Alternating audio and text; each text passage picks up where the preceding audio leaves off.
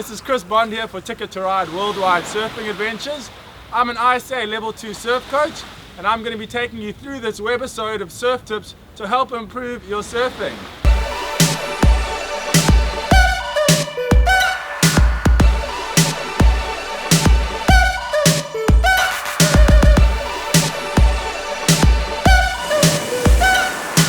Today, we're going to be looking at the pop-up.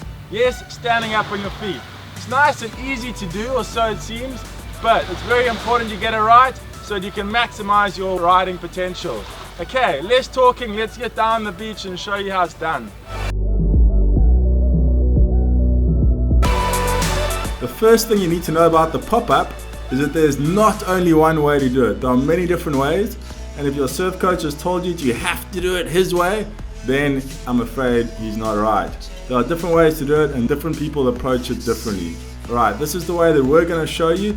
It's a good way to help you go from doing a slow pop-up for the first time when you're trying to get to your feet, then how that can transition into doing a fast pop-up as you get better at surfing.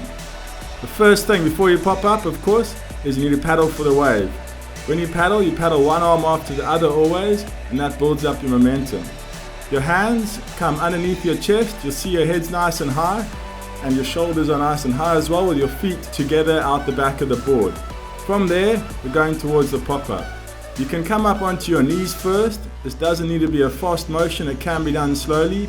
From your knees, you place your back foot forward into the position near the back of the board, and after your back foot's landed, you bring your front foot through until it's between your hands near the front of the board.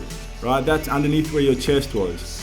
From there, you extend your legs, let go of the board, come up into a nice crouch position.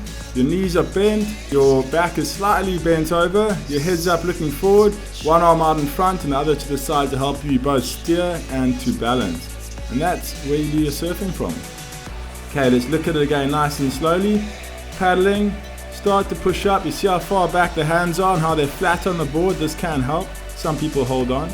Back foot lands first after you go into your knees, and then you bring your front foot through. If your feet aren't in the right position, you can always shuffle them a little bit afterwards just to make sure that they're just right. You aren't stuck once you land. You can move around on your surfboard. Okay, let's look at some real life examples here. As good a surfer as they are, they stand up in different ways. So here, he's on his forehand. He's already actually started directing onto his face.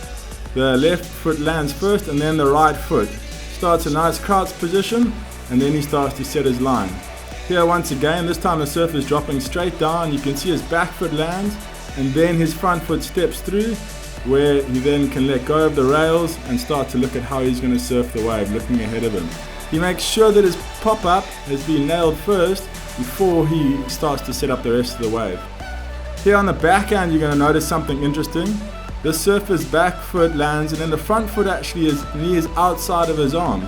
You wouldn't say this is the perfect technique, but I can assure you for this surfer it definitely works.